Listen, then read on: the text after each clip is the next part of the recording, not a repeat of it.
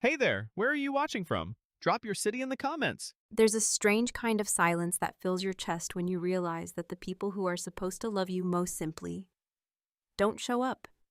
It's not loud, it doesn't scream, it doesn't shatter, it just lingers like fog on a windshield, blurring everything, quietly choking the view you thought was clear. That silence was sitting in my ribs the moment I walked across that stage, shook the dean's hand, and looked out into the audience expecting, despite everything, to see them. But the seats reserved for my family were empty. I didn't flinch. I smiled for the photos, said all the polite thank yous, and accepted congratulations like I wasn't half numb.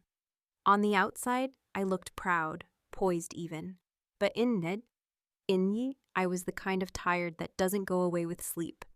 I had carried myself through 4 years of late-night studying, part-time jobs, tutoring sessions, recommendation letters, and 1,000 small sacrifices nobody ever noticed. I had done it alone, and still, even on this day, I gave them the benefit of the doubt. Traffic, maybe, or something came up, or Kayla had one of her emergencies. I gave them every excuse under the sun because that's what you do when you've been trained to expect less and call it love.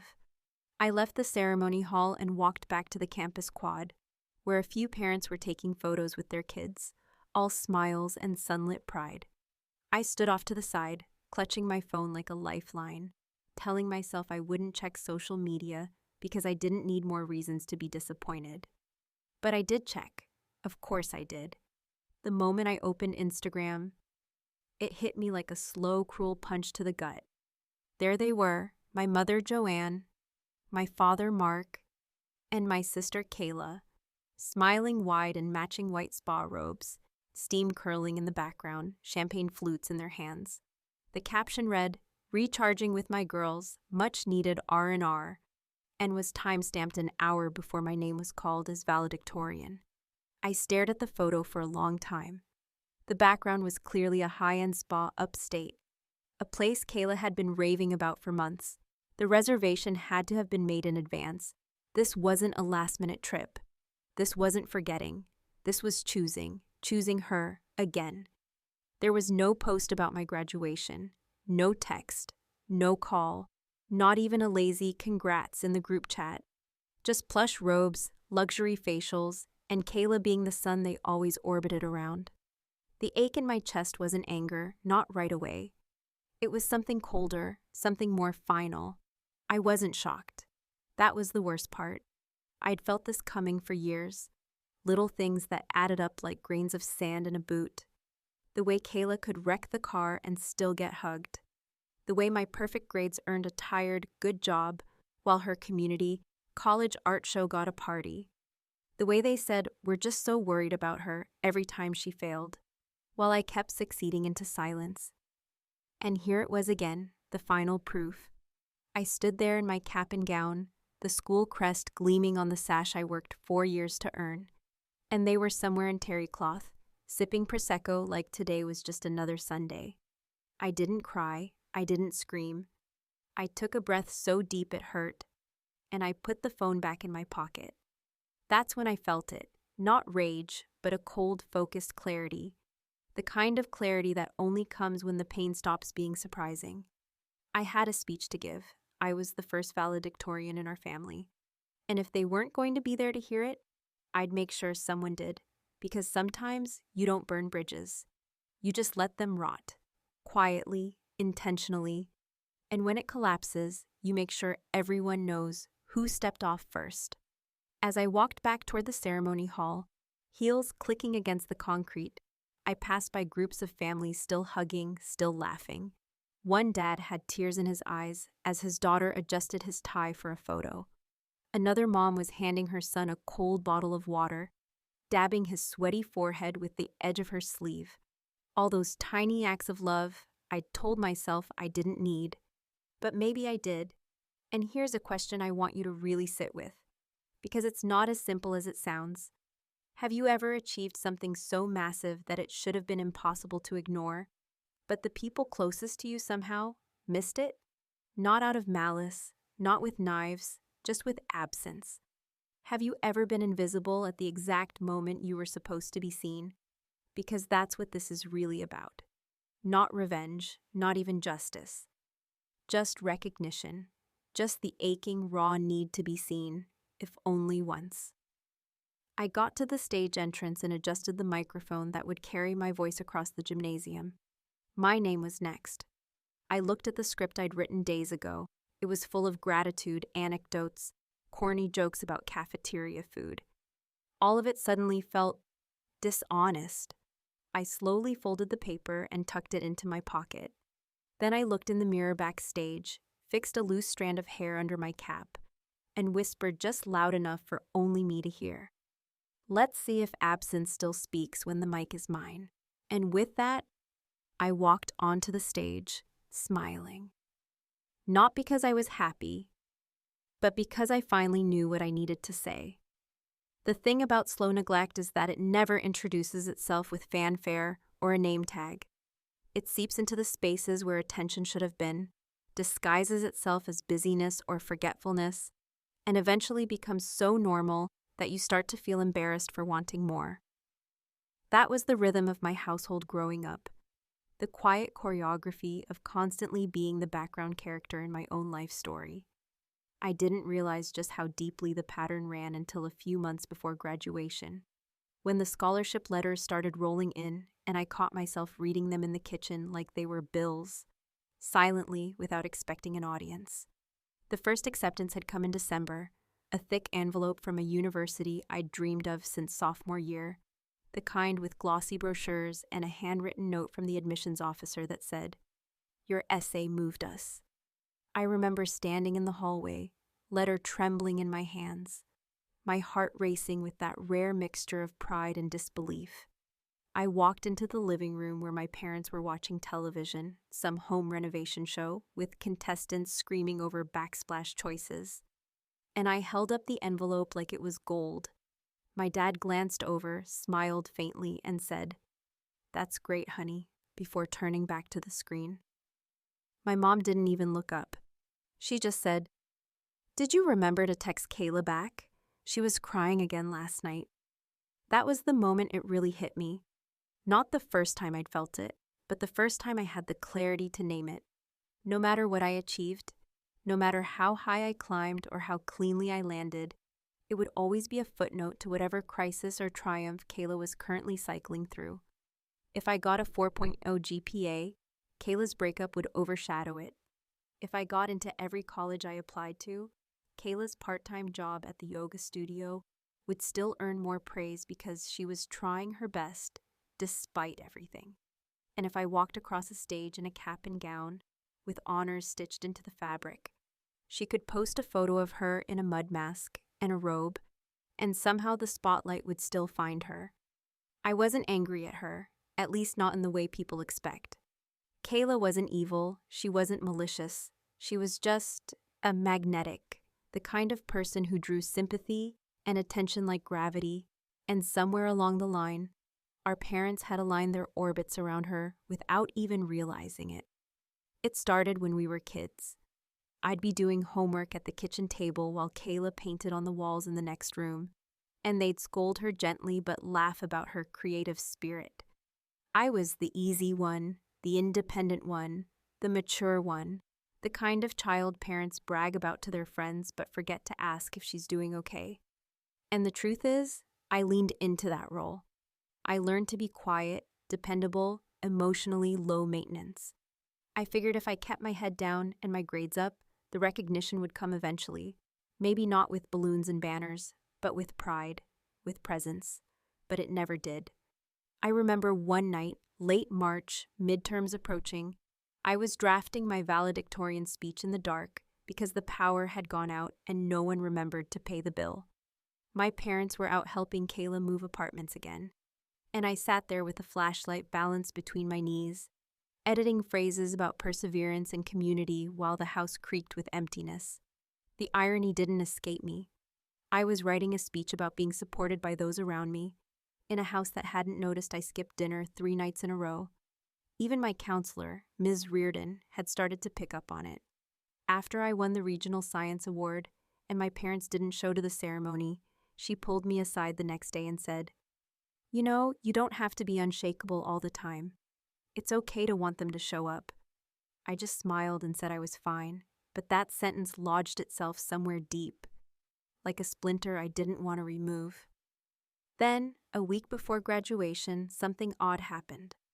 I was digging through the recycling bin. Don't ask why, it's just something I do when I need to clear my head. And I found a crumpled card, unopened, addressed to me in Aunt Donna's handwriting. She wasn't particularly close with us, always lived 2 states away and mostly kept to herself, but I recognized her script instantly, curvy, neat, old-fashioned. I pulled the card out, opened it carefully, and read, "Erin, don't let the silence around you convince you that your achievements are small. You've done something enormous, and some of us are paying attention, even if from a distance. I'm proud of you. They should be too. Love, Donna." I read it twice, then 3 times, and I felt something shift. Not in a dramatic, cinematic way, but more like a door clicking open inside me. For the first time, I stopped waiting for the validation I was never going to get. And I started thinking about what it would look like to speak, to say something, not just to my class, but to them.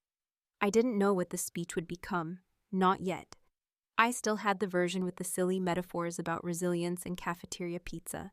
But that night, sitting on my bed with Donna's card in my hand, and the sounds of Kayla's laughter drifting from my parents' speakerphone downstairs, I started rewriting in my head.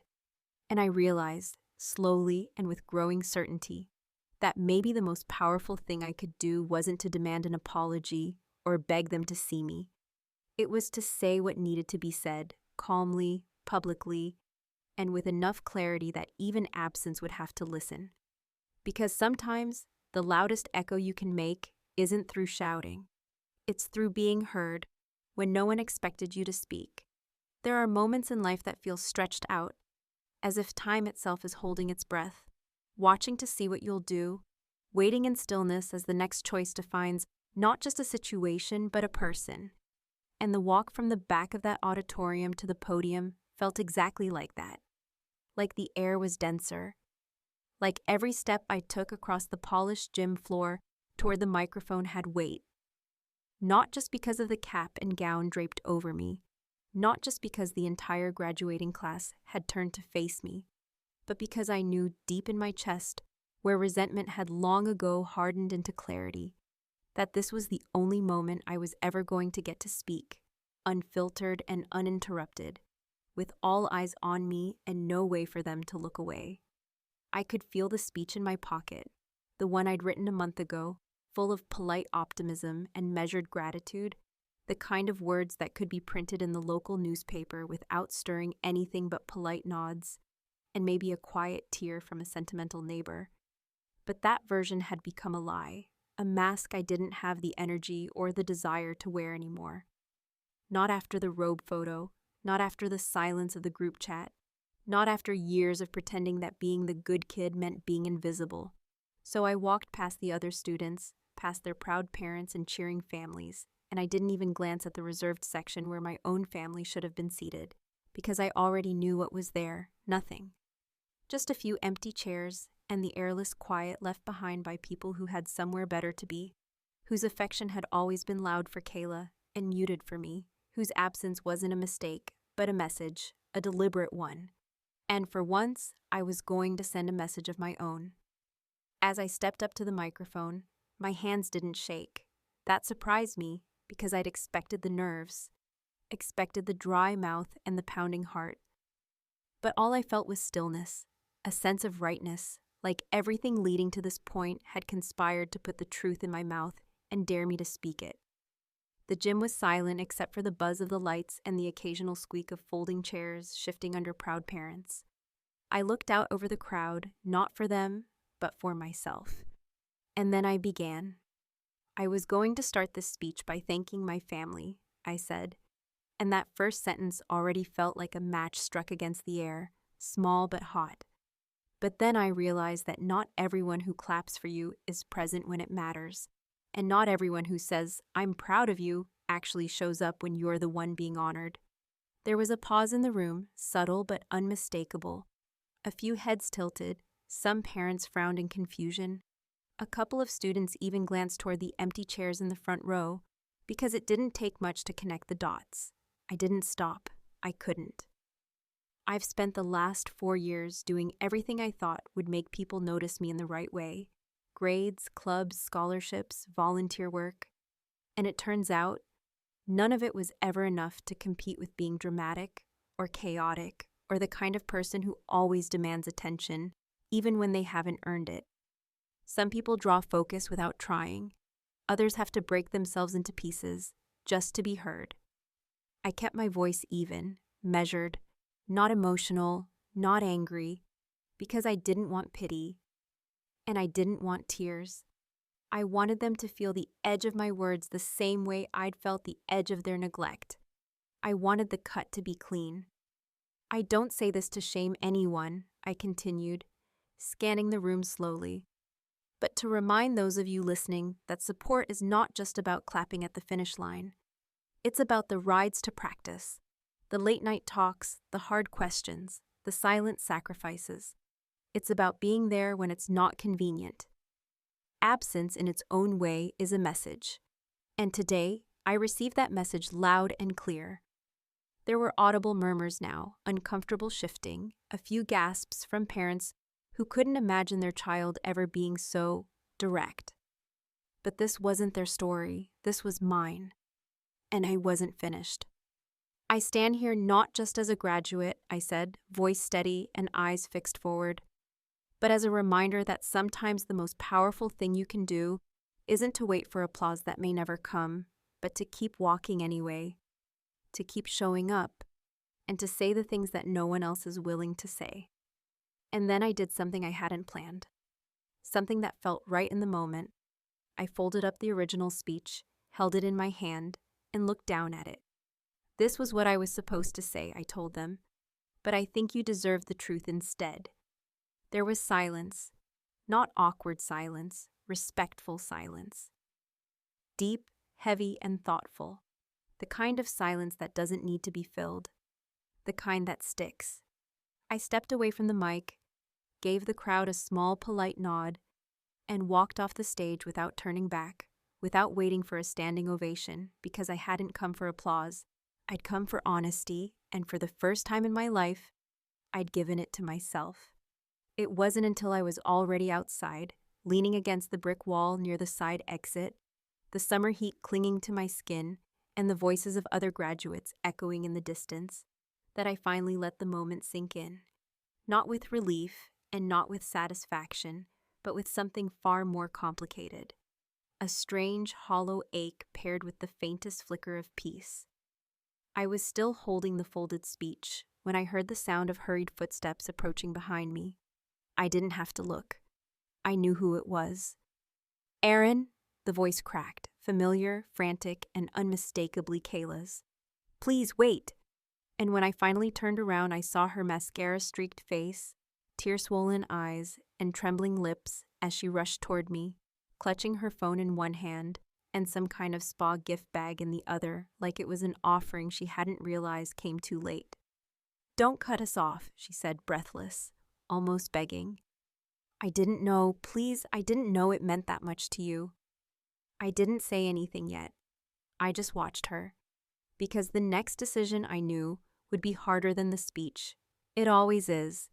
There is a particular weight in watching someone cry, not out of true remorse, but out of the sudden, sharp realization that they might lose access to something they had always assumed would be there. A kind of desperation born not from understanding what they did wrong, but from the terrifying awareness that they no longer control the narrative.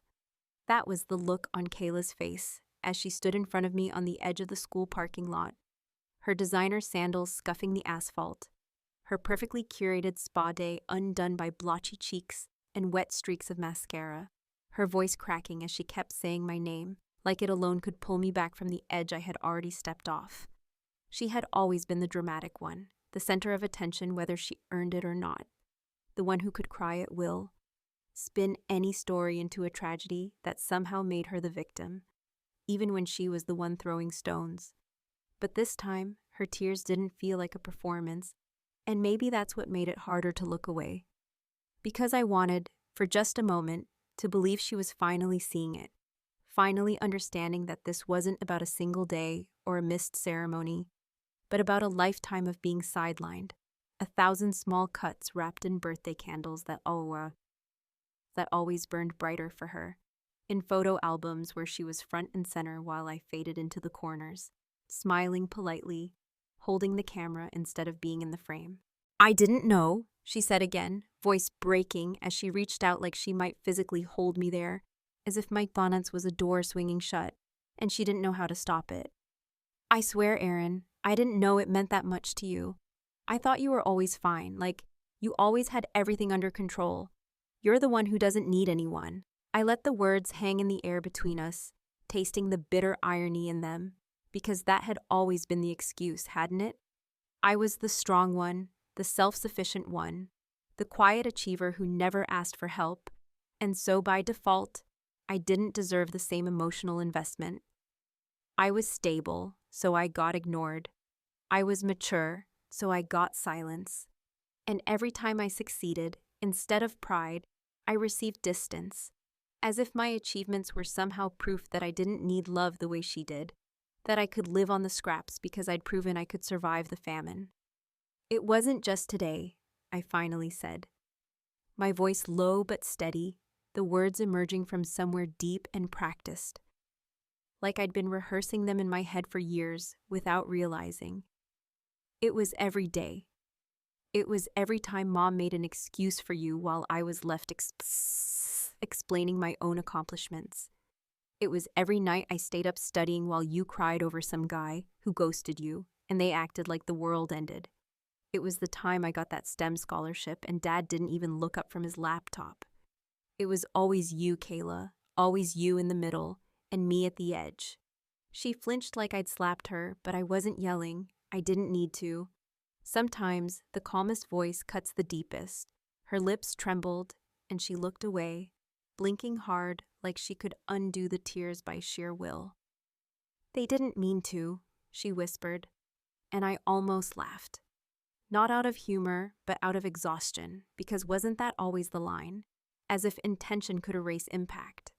As if forgetting someone's graduation could be softened by the fact that the spa day was already booked and non-refundable. As if the image of them smiling in matching robes could be erased by one clumsy apology, or a bouquet of grocery store flowers brought too late. "They didn't mean to," I repeated, letting the words roll slowly off my tongue. But they did. And what does it say that they didn't even notice? Not a text, not a call, not even a message on Facebook. Just silence, like it didn't matter. I could see the desperation flicker behind her eyes, the frantic scramble to fix something she didn't know how to repair because it had never occurred to her that it was broken in the first place. And now, standing in front of the wreckage, she was finally seeing the cracks, but too late to stop the collapse. "Aaron, please," she said, her voice smaller now, her shoulders slumped under the weight of something unfamiliar. Accountability, maybe, or just the loss of control. "You're my sister. You're still part of this family. We didn't realize. You never said anything." And there it was again, the shifting of blame, the subtle redirection, the idea that because I hadn't screamed, they weren't supposed to notice I was bleeding. "I didn't say anything," I replied, "because every time I tried to take up space, you filled it. Every time I wanted to be heard, they were already listening to you. And eventually, I stopped trying because silence felt safer than being ignored." She opened her mouth, but I held up a hand, not in anger, but in finality. "You want to know the truth, Kayla? I didn't expect them to show up. Not really. I told myself I didn't care. But when I saw that photo, when I saw them laughing, wrapped in spa robes like it was just another lazy Sunday, while I stood on stage alone, I realized something. They chose. And so do I."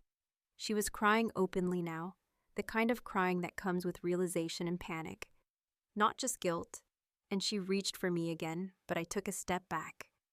"That speech wasn't about revenge, Gilmar," I told her, and meant it. It was about telling the truth. the kind that doesn't need screaming to hurt. That night, I got a text from my mother, short, sterile, almost like a memo. "We're sorry you felt ignored. We're very proud of you. Love you, Mom." I stared at the screen for a long time, then typed back one line, slowly and carefully. "I don't think you know what love looks like." Then I turned off my phone, lay on my bed fully clothed, and stared at the ceiling with the kind of ache that doesn't come from being abandoned, but from finally accepting that maybe they never really saw you in the first place. And maybe they never will. And that was when I realized that the real revenge hadn't been the speech, or the silence afterward.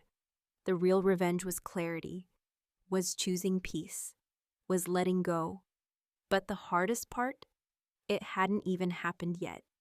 There are goodbyes that happen all at once, loud, dramatic, final. And then there are the other kind, the ones that unfold quietly over time, like a door slowly closing behind you with a soft click instead of a slam. So gently that even the people being left behind don't realize you've already stepped into another room, into another life, until long after the space you once filled has gone cold. The days after graduation were full of those soft clicks, moments where something small happened, a message left unread, a phone call ignored, a family dinner skipped without explanation. And each one was less about punishment and more about preservation, because the truth was, I didn't want revenge anymore, not really. What I wanted was space, distance, and the peace that comes from no longer needing to explain the ache of being unseen to people who had spent years proving they weren't ready to understand it. I didn't block them, didn't send angry texts or write any scathing posts. I just stopped responding, stopped reaching, stopped trying to fill the void with excuses and imagined motives. I let the silence settle in and take root. My mother sent another text 2 days later, longer this time, carefully worded, laced with that same soft deflection she always used when things got uncomfortable. "We didn't mean to hurt you. We thought you were okay. Kayla didn't mean to take the spotlight. You know how emotional she's been. We're just trying to keep the family together." I read it once and put the phone down without replying, not out of cruelty, but because I finally understood that love without accountability isn't love at all. It's just proximity. It's just the illusion of connection. It was Aunt Donna who finally called, not to mediate, not to pressure me into forgiveness, but to say something startlingly simple and stunningly rare in my family. "I saw what you did, and I was proud." Her voice, usually so brisk and sarcastic, was soft on the phone, like she was holding something fragile. She told me she'd watched the live stream, that she'd heard every word of my speech, and that she wished she had stood up for me sooner. "They've always been a little afraid of your brilliance," she said, and the words stunned me with their unexpected tenderness. "Not because you rub it in their face, but because they don't know how to handle something they can't take credit for." That stuck with me in a way nothing else had. For years, I'd been trying to decode the silence, trying to figure out what I had done wrong, what I had failed to become in order to be loved the same way Kayla was, loudly, openly, constantly, and Donna's words landed like truth. Maybe it wasn't about my failure, but their fear. Maybe I was too self-made, too steady, too quietly accomplished, and it threatened the comfortable dynamic they had created, where Kayla was the sun and I was just the steady moon, glowing only in borrowed light. Later that week, while cleaning out a closet before packing for college, I found a stack of old home videos on dusty DVDs, some labeled, some not. And on a whim, I popped one into my laptop. The footage flickered to life with that grainy warmth that only early 2000s camcorders could capture. And there it was, Kayla's 9th birthday party, the living room full of balloons, kids screaming over cupcakes, parents laughing in the background. The camera panned over to me, smaller, thinner, quieter, standing near the kitchen holding the cake with both hands, steady as ever, wearing a shy smile that tried so hard to look like joy. The candles weren't lit. I stood there waiting patiently until the camera turned away. No one noticed. No one lit the candles. They were too busy clapping for Kayla, who was unwrapping a gift in the corner, face glowing like it always did. I watched that scene over and over, fixated on the way I held the cake, on the subtle drop in my shoulders when I realized no one was looking, on how carefully I kept smiling anyway. It felt like a metaphor I hadn't known was etched into my history until now. Me holding the thing that was supposed to matter, while the spotlight danced elsewhere. I closed the laptop slowly and sat back in my chair, that old ache in my chest returning not as a wound, but as a familiar scar, dull, present, no longer bleeding. The truth is, I didn't want to burn bridges. I didn't want to wage war.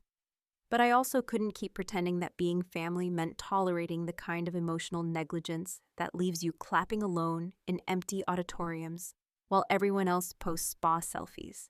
I had spent too many years lowering the volume on my own pain just to keep the peace, and I was done negotiating my worth in a currency of comparison. College would be a new start, not because it was a magic escape hatch, but because it was the first chapter I was writing entirely for myself. I wasn't going to send updates out of obligation. I wasn't going to beg for attention or play the role of the good daughter just to earn another breadcrumb of approval. They could follow if they wanted, but I wasn't slowing down anymore. I wasn't dimming anything. And yet, even in that newfound clarity, the story didn't feel clean or complete, because life never ties itself up in neat resolutions. I didn't hate them. I didn't want them to suffer. What I wanted was something far more difficult to ask for. Acknowledgement, real and raw, not wrapped in excuses or cloaked in guilt. I wanted them to see me, fully and finely, not as a foil to Kayla, not as the one who has it all together, but as a person who had been waiting far too long to be recognized, not for what I did, but for who I was. The final scene of the story, if there is one, came not with confrontation, but with a quiet decision. I stood in the doorway of my bedroom the night before I left for college, suitcase zipped, lights off, and I took one last look at the space that had shaped me in silence. The posters on the wall, the books on the shelf, the graduation cap on the desk, still untouched by their hands, and I whispered, not out of bitterness, but because it felt like the right thing to do, I didn't blow the candle out. It was never lit. Then I turned off the light, and I closed the door.